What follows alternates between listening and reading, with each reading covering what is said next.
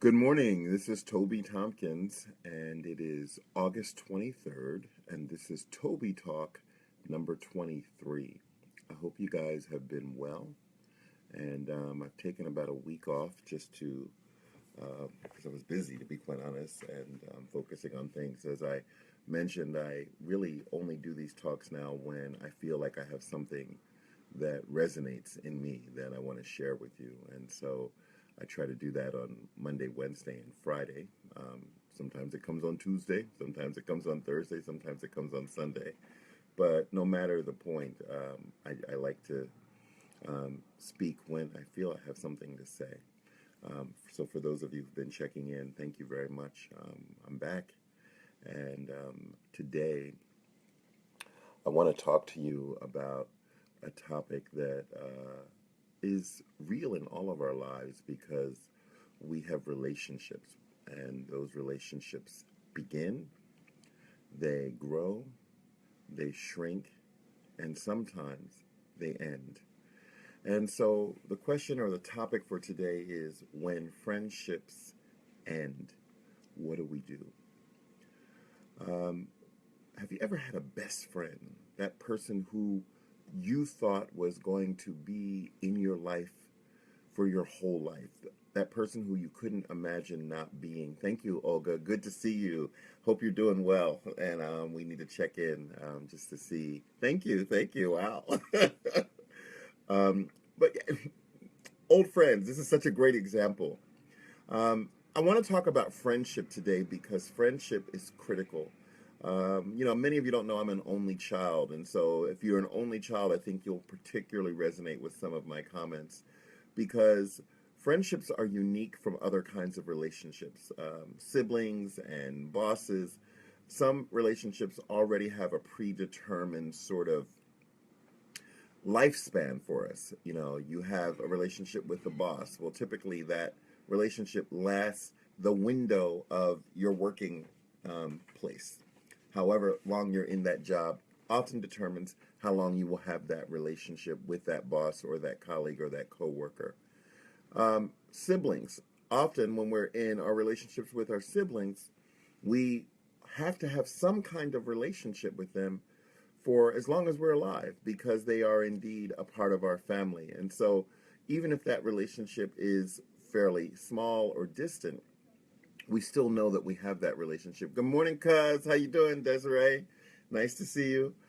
But friendships are different. They actually um, often don't have to be lifelong. And I'm so reminded by this incredible quote from Ayan Levon Sant in her book Acts of Faith that says that people come into our lives for a reason, a season, or a lifetime.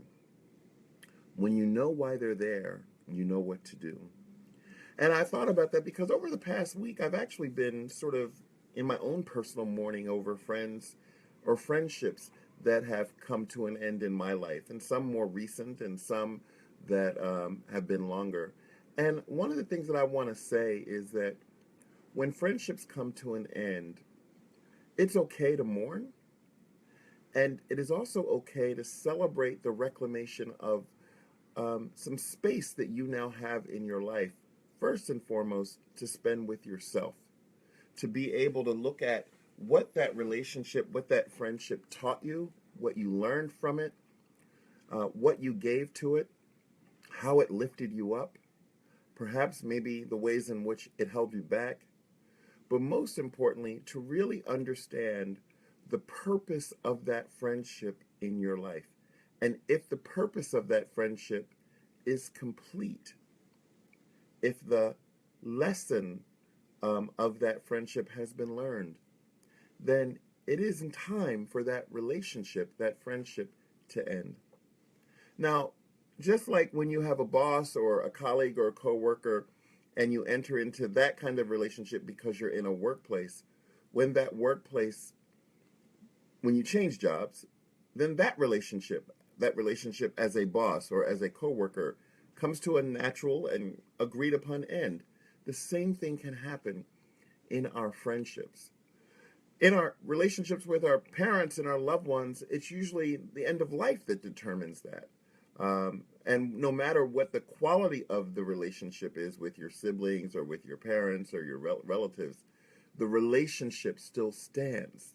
It's still a relationship. You still look at your brother or your sister or your cousin and say, that's my brother, that's my sister, that's my cousin. But when a friendship ends, you don't look at that relationship and go, that's my friend. You say, that was my friend. It has come to a completion. But all my love folks are coming on. Good morning, Ceci. How are you? Love you. Good to see you. I'm surprised you all are up so early. So I just want to take a moment and really say that when friendships end, it's not necessarily a bad thing. And the most important thing to think about is, what are the terms that you negotiate in your friendships? Not only when they end, but while they're thriving, and most importantly, in terms of how they begin.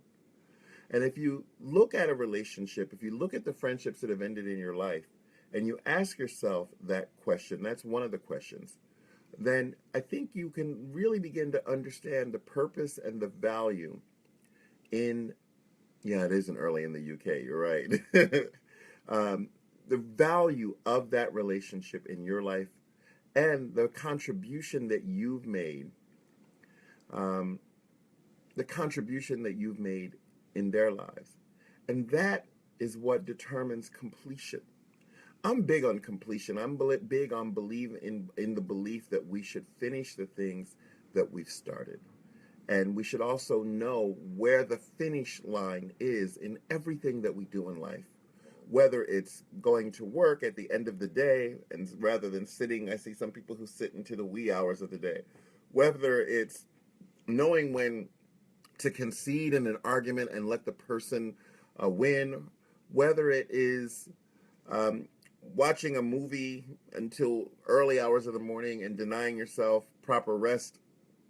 Always knowing when the end is there. Always knowing what completion looks like is really, really, really important in terms of our own personal leadership and in terms of our ability to show up more beautifully in the relationships that we're still a part of. What often happens in friendships, particularly if they don't end the way we had hoped or they don't move in the direction that we had intended, is that they end abruptly or they end in a way that feels incomplete for you. And then you have to move forward feeling broken, feeling incomplete. And what do? You bring that into the next friendship and into the other parts of your lives. And so the lesson gets lost.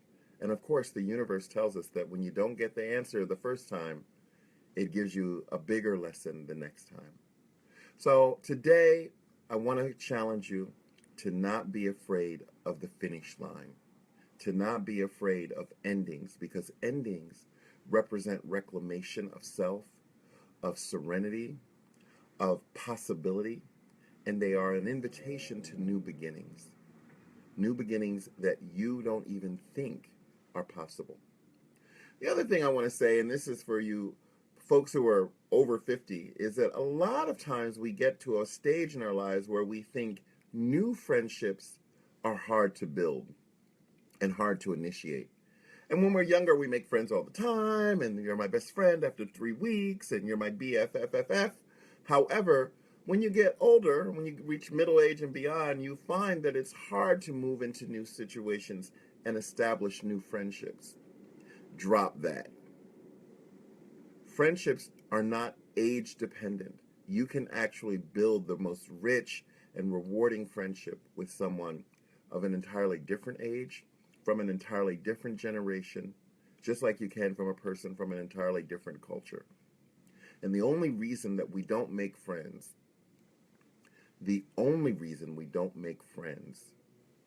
as we get older is because we don't feel that we're worthy of them, because we're not willing to do the work that friendship requires us to do. Real friendship, honest friendship, loving friendship, beautiful friendship. So there you have it, folks. Today is about beautiful friendships. All of you, good morning, Rasan. Yes, endings represent reclamation of self. You got it.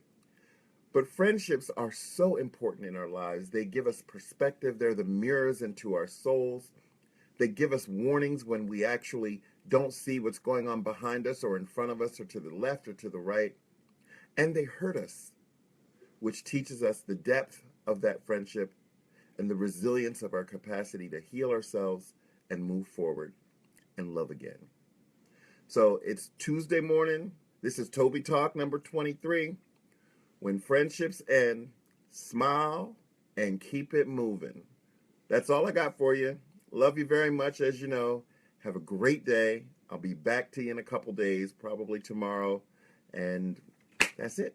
Take care. Oh, by the way, if this message is meaningful for you, continue to send the hearts and the thumbs up. You know I love them. I need my feedback. And also share this with a friend that you may have lost, who may be on your Facebook page.